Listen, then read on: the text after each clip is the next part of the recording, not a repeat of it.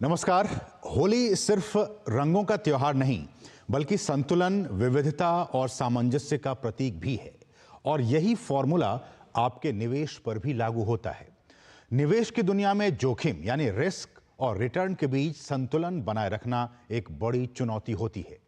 जिस तरह होली में कई रंग मिलकर त्योहार की खूबसूरती बढ़ाते हैं, ठीक उसी तरह से पोर्टफोलियो में भी विविधता यानी कि डाइवर्सिफिकेशन लाने से जोखिम कम होता है और संभावित रिटर्न भी बढ़ जाता है। इसलिए मनी मंत्र के आज के अंक में हम बात करने वाले हैं एसेट डाइवर्सिफिकेशन की। दरअसल इन्वेस्टमेंट पोर्टफोलियो में जोखिम को मैनेज करने के लिए डाइवर्सिफिकेशन सबसे प्रभावी टूल में से एक है। डाइवर्सिफिकेशन का मतलब है कि अपनी पूंजी को थोड़ा थोड़ा अलग अलग एसेट क्लास यानी कि निवेश ऑप्शंस में निवेश करना। जैसे कि सारा पैसा स्टॉक्स में आप ना डालें, बल्कि थोड़ा म्यूचुअल फंड में, गोल्ड और इसी तरह के दूसरे विकल्पों में आप लगा सकते हैं। एक्सपर्ट्स इस बात पर जोर देते हैं कि विभिन्न एसेट क्लास में निवेश करने से संभावित नुकसान को कम करते हुए रिटर्न बढ़ाया जा सकता है।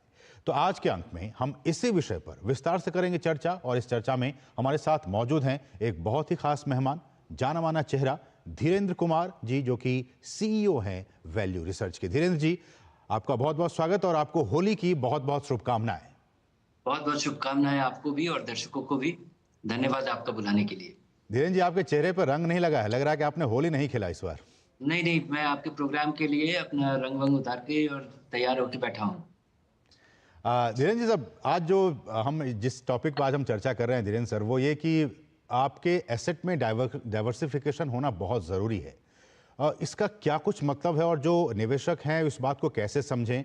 क्या डाइवर्सिफिकेशन उनके लॉन्ग टर्म जो रिटर्न्स हैं उनके लिए काफ़ी ज़रूरी है, काफ़ी महत्वपूर्ण है?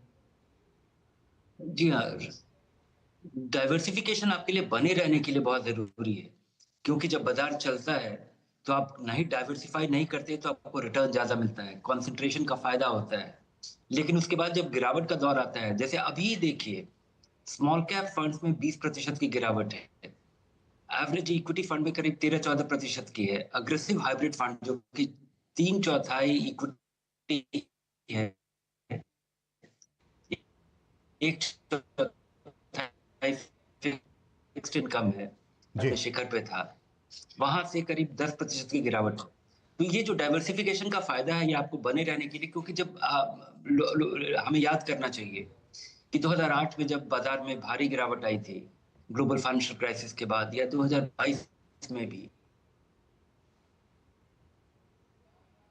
वहां पे ज्यादा गिरावट आई थी, और वहां पे लोगों के लिए और खासकर नए निवेशकों के लिए बने रहना बड़ा मुश्किल हो जाता है। मुश्किल ही नहीं, असंभव हो जाता है जब आप देखते हैं कि आपका पैसा आधा हो गया, आपका पैसा और जिस रफ्तार से गिरा है, उस समय लोग बहुत चिंतित हो जाते हैं और निकल जाते हैं। तो लंबे समय का फायदा उठाने के लिए डाइवर्सिफिकेशन जरूरी है।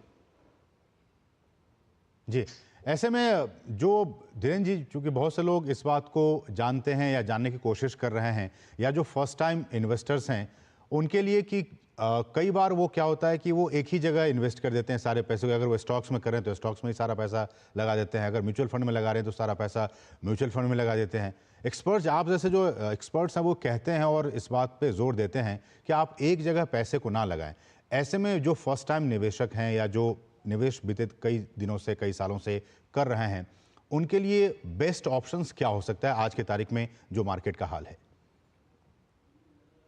खासकर जब बाजार में आप आकर्षित होते हैं रिटर्न की वजह से, तो जो बाजार का सबसे खतरनाक इलाका है, जहां पे भारी रफ्तार से पैसा बन रहा है, अब भारी रफ्तार से निवेश निवेश के वैल्यूज बढ़ रहे हैं, वहां पे आप आकर्षित होते हैं, और वहीं पे सबसे बड़ा खतरा है।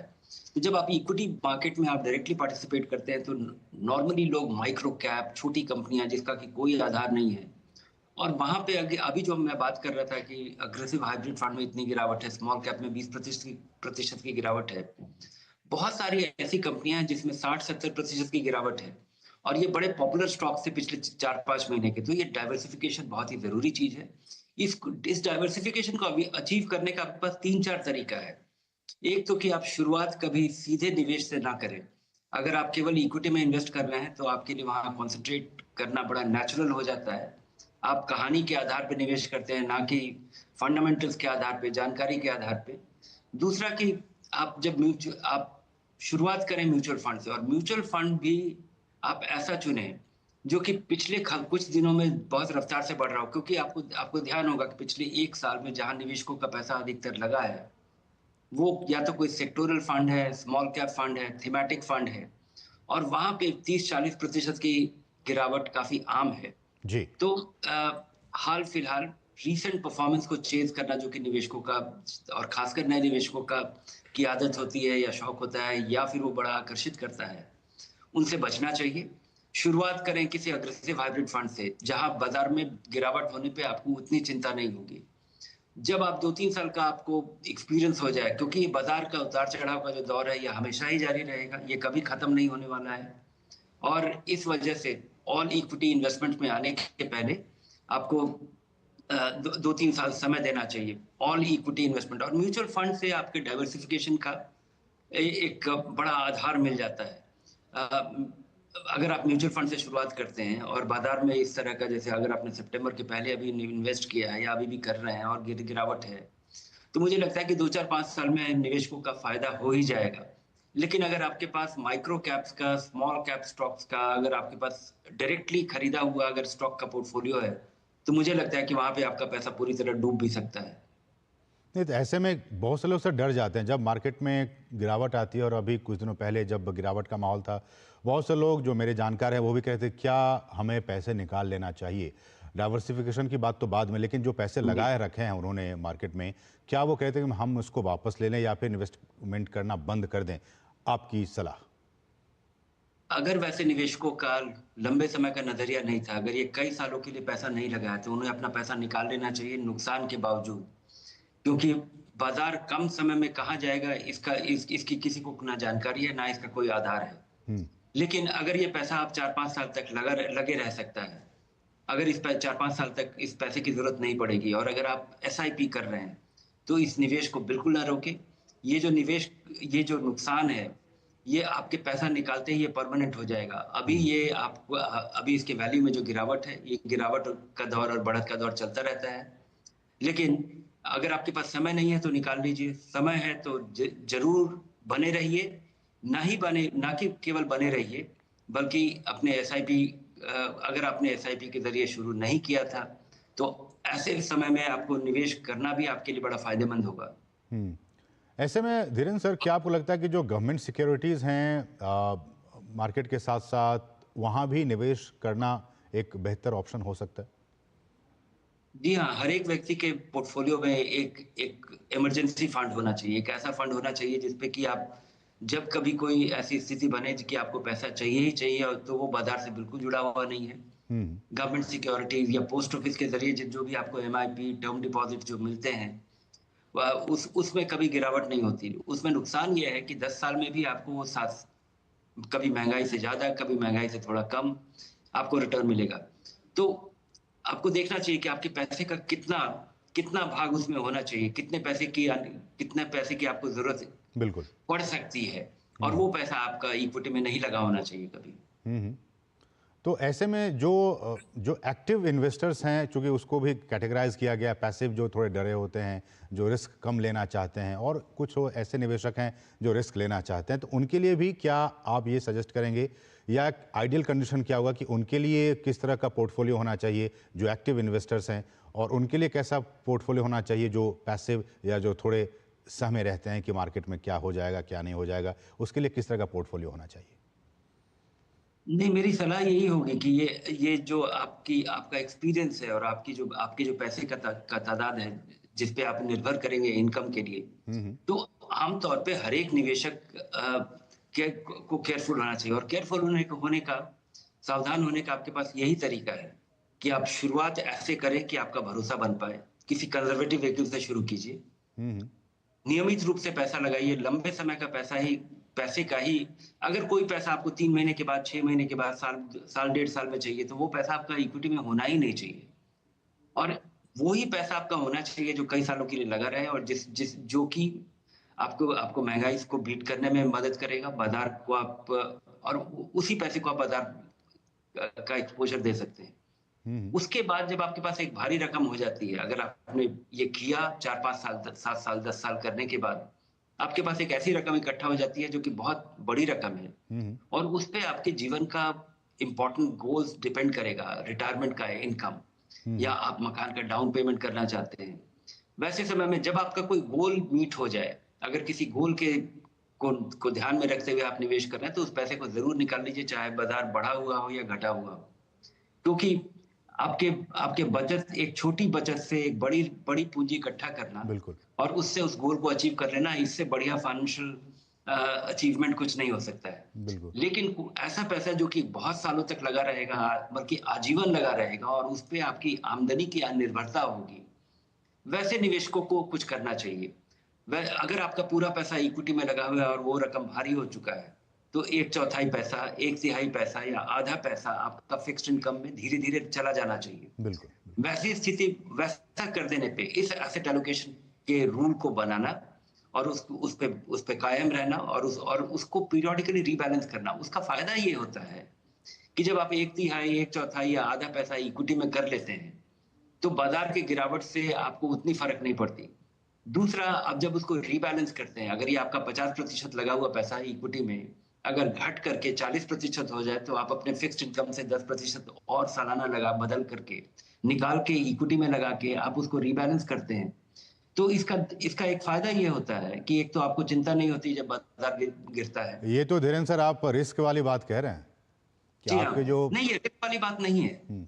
ये मैं जब आप 5-10 साल बाजार से परिचित हो जाएँगे, क्योंकि जो बाजार में जो गिरावट है, ये आता रहेगा और कभी बाजार बढ़ेगा, कभी बाजार घटेगा। अगर आपका पूरा पैसा इक्विटी में लगा रहेगा, तो आप केवल देख के चिंतित होंगे और अफ़सोस करेंगे कि ये पैसा गिर गया और आपने इसके बारे में कुछ नहीं किया। लेकिन इस आपका जो पैसा फिक्स में है वो तो सर सुरक्षित है।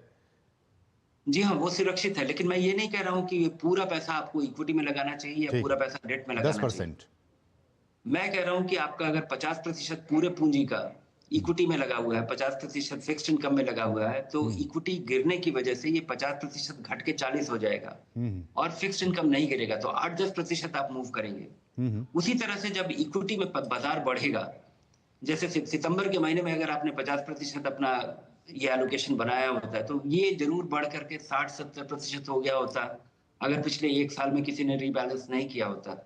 तो वैसे समय में आप बड़े बाजार में पैसा निकालेंगे, गिरे बाजार में पैसा लगाएंगे और ये आप नीजर तरीके से नहीं करेंगे। ऐसा नहीं करेंगे कि 100% पैसा आपका इक्विटी में रहेगा क्योंकि गिर चुका है या 100% फिक्स्ड इनकम में रहेगा ताकि जब बाजार काफी बढ़ चुका है। मैं कह रहा हूं कि ये एक नियम बना करके एक कैलिब्रेटेड तरीके से एसेट एलोकेशन और रीबैलेंसिंग, यही आपका इंश्योरेंस है बाजार से सामंजस्य स्थापित करने में। ठीक है, तो बहुत ही महत्वपूर्ण जानकारी धीरेन्द्र कुमार जो कि सीईओ हैं वैल्यू रिसर्च के, वो दे रहे हैं। किस तरह से आप अपने एसेट को, आपके पास जो पैसे हैं उसको आप डाइवर्सिफाई कर सकते हैं और उससे बेस्ट रिटर्न भी पा सकते हैं। हम इस पे और भी चर्चा करेंगे अपने मेहमान के साथ। उससे पहले रुकेंगे बहुत ही छोटे से ब्रेक के लिए। आप देखते रहिए डीडी न्यूज़।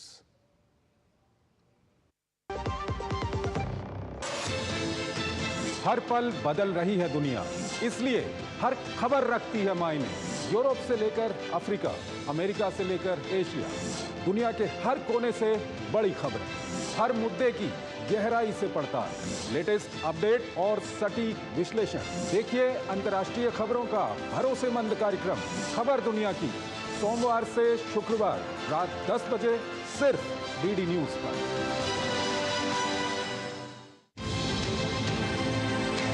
राष्ट्रीय खबरें हो या अंतर्राष्ट्रीय मुद्दे की बात, राजनीति से जुड़ा हर पहलू, साथ ही बिजनेस का उतार चढ़ाव,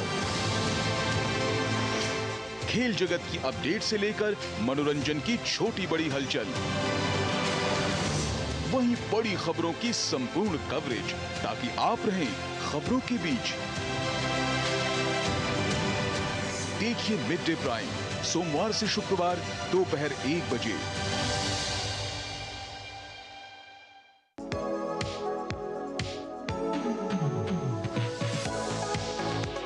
नई सुबह, नई शुरुआत डीडी न्यूज़ के पावर पैक शो के साथ। राजनीति, कारोबार और होगी सुर्खियों पर भी चर्चा। अखबारों की हेडलाइंस, खेल, सिनेमा सहित मिलेगी संपूर्ण खबर। देखिए नया सवेरा सोमवार से शुक्रवार सुबह 8 बजे डीडी न्यूज पर। और ब्रेक के बाद आपका फिर से स्वागत है मनी मंत्रा में। और मनी मंत्रा में आज हम बात कर रहे हैं एसेट डाइवर्सिफिकेशन की। और इस बहुत ही महत्वपूर्ण टॉपिक पर चर्चा करने के लिए एक बहुत ही खास मेहमान धीरेन्द्र कुमार जी, जो कि सीईओ हैं वैल्यू रिसर्च के, वो इस वक्त हमारे साथ मौजूद हैं। धीरेन्द्र जी, एक बार फिर से आपका स्वागत। और आप जैसा कि कह रहे थे कि जो आपके एसेट्स हैं उनका डाइवर्सिफिकेशन बहुत ज़रूरी है, और लेकिन उसके पीछे आप जो होमवर्क है वो बिल्कुल करके जाएं, तभी आप इसमें अच्छा रिटर्न पा सकते हैं। लेकिन धीरेन्द्र सर, मेरा एक और सवाल कि जो लोग विदेशी मार्केट्स में, वहाँ के जो मार्केट्स हैं वहाँ निवेश करना चाहते हैं अपने इस एसेट को डाइवर्सिफाई करने के लिए, उनके लिए क्या कुछ कहना चाहेंगे, उनके लिए क्या कुछ सलाह होंगी? नहीं, ये डाइवर्सिफिकेशन का पार्ट एक बहुत ही इम्पोर्टेंट है, विदेश इंटरनेशनल डाइवर्सिफिकेशन। और क्योंकि हमारे हम काम यहाँ पे करते हैं, पूरी तरह से हम भारतीय आर्थिक फ्रेमवर्क के हम पार्ट हैं, और अधिकतर निवेश भी हमारा है। और भारतीय बाजार जो है वो पूरी दुनिया के बाजार का एक छोटा सा भाग है। बिल्कुल। और दुनिया भर के जो बाजार हैं वो पूरी तरह से जुड़ गए हैं, तो और सारे अट्रैक्टिव इन्वेस्टमेंट भारत में नहीं हो सकते। इसलिए विदेशी बाजार में निवेश करना अब मुझे लगता है कि अनिवार्य है, लोगों के लिए जरूरी है। और लेकिन आज के दिन लोगों के लिए आसानी से निवेश कर पाना बड़ा मुश्किल हो गया है। जी। सारे म्यूचुअल फंड ने जो लेना बंद कर दिया है, क्योंकि आरबीआई का जो स्ट्रक्चर है कि अभी ये पैसा नहीं लगा सकते, क्योंकि म्यूचुअल फंड के लिए विदेशी बाजार में जो लगाने का जो सीलिंग था वो मीट हो चुका है, और पैसा नहीं लग पा रहा है, और उसमें और ना छूट दी जा रही है। तो जब कभी भी संभव हो, अभी भी 8-10 फंड ऐसे हैं जिसमें कि लोग पैसा लगा सकते हैं। लेकिन मुझे लगता है कि इसमें पैसा लगाना जरूरी है। जब भी संभव हो तो लगाइए। कुछ ऐसे फंड है जिसमें कि उन फंड का कुछ भाग ऐसे डाइवर्सिफाइड इक्विटी फंड जो कि भारतीय बाजार में लगाते हैं, उनका 15-20-25% पैसा विदेशी बाजार में लगा हुआ है।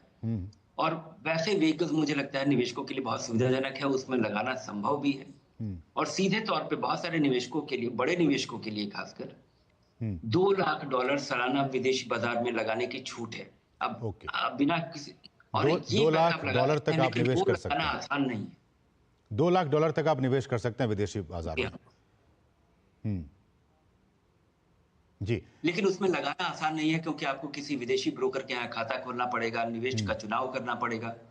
उस नजरिए से भारतीय म्यूचुअल फंड जो विदेशी बाजार में निवेश करते हैं वो बहुत ही आसान और बहुत ही कम कॉम्प्लिकेटेड, क्योंकि जब आप विदेशी बाजार में निवेश करते हैं तो आपको अकाउंटिंग, आपके टैक्स रिटर्न में उस तरह से फाइल होगा, आपको बताना पड़ेगा। और अगर आप ज्यादा कोई एक्टिव इन्वेस्टमेंट का चुनाव करते हैं या सीधे तौर पर विदेशी बाजार में लगाते हैं, जो कि लगाना संभव है लेकिन आसान नहीं है।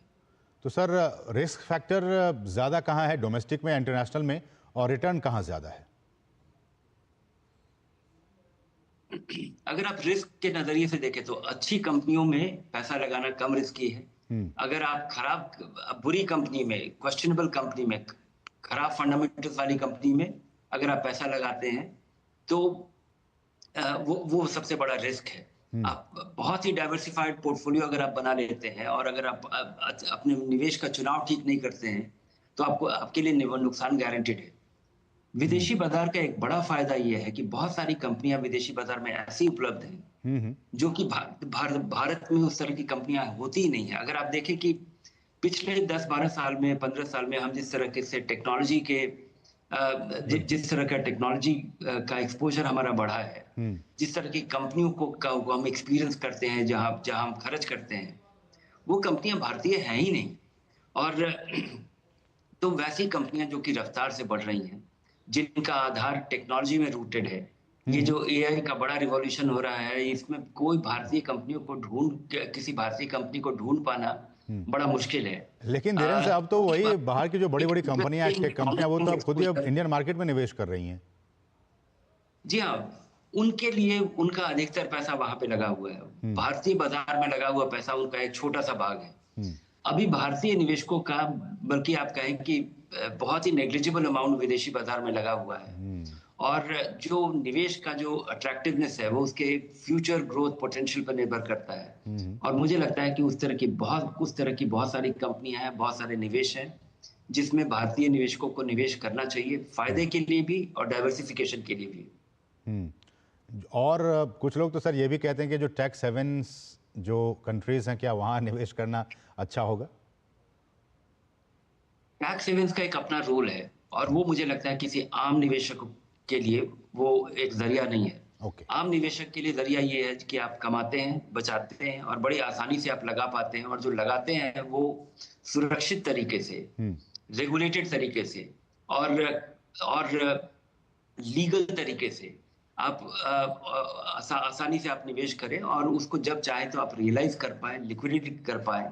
और ये जो सारे पैरामीटर्स मैं बता रहा हूँ जी, ये आपके लिए एक अच्छे म्यूचुअल फंड, एक विदेशी म्यूचुअल फंड या किसी या अगर आपके पास जानकारी है, आपके पास समय है और आप विदेशी कंपनियों को आप इवैल्यूएट कर सकते हैं, तब उसमें आपको जरूर निवेश करना चाहिए। पर ये टैक्स हेवन्स और ये बड़े निवेशकों के लिए, इंस्टीट्यूशनल इन्वेस्टर्स के लिए, कंपनीज के लिए ये एक जरिया हो सकता है। कई बार ये टैक्स हेवन शायद केवल लीगल सुविधा की वजह से भी क्रिएट किए जाते हैं, तो ये आम निवेशकों के लिए एक जरिया नहीं है। लेकिन धीरेन्द्र सर, अभी जो चाहे वो विदेशी बाजार की बात कर लें या फिर डोमेस्टिक मार्केट्स की बात कर लें, हमने देखा गिरावट का दौर जारी था, कुछ उसमें सुधार हुआ है। ऐसी स्थितियों में जो निवेशक हैं जो अपने पोर्टफोलियो को डाइवर्सिफाई करना चाह रहे हैं, उनके लिए क्या सलाह होंगी आपकी? मेरी सलाह होगी कि पिछले 2-3 साल में निवेशक जो भारतीय बाजार में आए हैं और एसआईपी के जरिए निवेश कर रहे हैं, वो बिना बहुत कम सोचे समझे भी निवेश किया गया है। आप देखिए, आप जब निवेश करते हैं तो देखिए कि उस इन्वेस्टमेंट का कोई ट्रैक रिकॉर्ड हो, ट्रैक रिकॉर्ड को इवैल्यूएट करने का, एक अच्छे निवेश को चुनाव करने का। क्योंकि अभी जैसे जो बाजार में स्थिति है, इसमें सब लोग घबराहट में अपना पैसा निकालने के लिए उत्साहित होंगे। आपको देखना चाहिए कि आपका, और ये बाजार का अभिन्न अंग है, बाजार बढ़ेगा भी और गिरेगा भी, और गिरेगा काफी रफ्तार से, चढ़ेगा धीरे धीरे। लेकिन अभी भी लोगों को देखना चाहिए कि पिछले 3 साल में, 5 साल में भारतीय बाजार खास अगर आपने लगाया होता तो आप खासे मुनाफे पे बैठे होंगे। और देखिए कि आपका इन्वेस्टमेंट बेंचमार्क को बीट करता है। अगर 3 साल और 5 साल में अगर एक छोटा सा भी अगर आप ये क्राइटेरिया लगाएं अपने निवेश करने के पहले, तो ये आपको काफी चिंता से मुक्त कर सकता है। और शुरुआती निवेशक को हमेशा ही एसआईपी के जरिए ही निवेश करना चाहिए और ऑल इक्विटी इन्वेस्टमेंट नहीं करना चाहिए, किसी एग्रेसिव हाइब्रिड फंड या ऐसा निवेश जो कि जिसका ट्रैक रिकॉर्ड हो, उसमें आप करिए। अगर आप ऐसा करते हैं तो ऐसे सारे निवेशक जिन्होंने 6 महीने पहले अपनी एसआईपी की शुरुआत की है, उन्हें शायद खुशी हो रही होगी अगर वो लंबे समय के लिए निवेश कर रहे हैं कि आज आप सस्ता खरीद पा रहे हैं। एक सर आखिर में, चूंकि हमारी कोशिश रहती है कि लोग फाइनेंशियली लिटरेट हों, तो वैसे निवेशक जो गांव में रहते हैं, छोटे शहरों में रहते हैं, उनको ज़्यादा जानकारी नहीं है, लेकिन फ्रॉड्स भी आजकल बहुत बढ़ गया है, उनके लिए आप क्या कुछ कहना चाहेंगे? उनके लिए तो मैं केवल ये कहूंगा कि too good to be true. अगर कोई चीज बहुत आपको लुभावना लग रहा है कि ये जादुई चीज होने वाला है, तो वो सच नहीं होगा और इसमें आप विश्वास करिए। और मुझे लगता है कि एक जरूरी चीज जो कि निवेशकों के लिए फाइनेंशियल लिटरेसी ही नहीं, ये इंपॉर्टेंट बिलीफ सिस्टम डेवलप करने की जरूरत है कि निवेश जो है ये बहुत ही आसान है, बहुत ही कुछ चीजें करनी होती हैं। ढेर सारी चीजें निवेश के लिए जरूरी है कि आपको ढेर सारी चीजें नहीं करनी है, उसमें तो सबसे पहले इन फ्रॉड से बचें, वो रेगुलेटेड है कि नहीं है। लेकिन उसके अलावा आपको क्या क्या नहीं करना है, क्योंकि आमतौर पे देखा गया है कि लोगों को नुकसान तभी होता है जब आप हाल फिलहाल कुछ अच्छा किया हुआ इन्वेस्टमेंट, उसमें आप ढेर सारा पैसा लगा देते हैं, उधार लेके आप बाजार में रफ्तार वाले बाजार में आप लगा देते हैं। इन सब चीजों से अगर आप बचते हैं, और ये सब चीजें काफी कॉमन सेंसिकल है, ये आपको 2-3-4 नियम का अगर आप पालन करें कि लंबे समय का पैसा हो, एसआईपी कर रहे हैं, इक्विटी में कर रहे हैं, गिरते बाजार में भी आप अपना निवेश जारी रखिए। अगर आप ये करते हैं तो मुझे लगता है आपको तकलीफ नहीं होगी। लेकिन अगर आप रिटर्न का पीछा कर रहे हैं, आपको नुकसान होगा। चलिए ठीक है। बहुत बहुत शुक्रिया धीरेन्द्र कुमार जी हमारे साथ जुड़ने के लिए, और बहुत ही महत्वपूर्ण विषय पर अपनी बातें हमारे सामने, हमारे दर्शकों के सामने रखने के लिए आपका बहुत बहुत शुक्रिया। तो इसके साथ ही मनी मंत्रा के आज के संग में बस इतना ही। मुझे और हमारी पूरी टीम को दीजिए अनुमति। नमस्कार।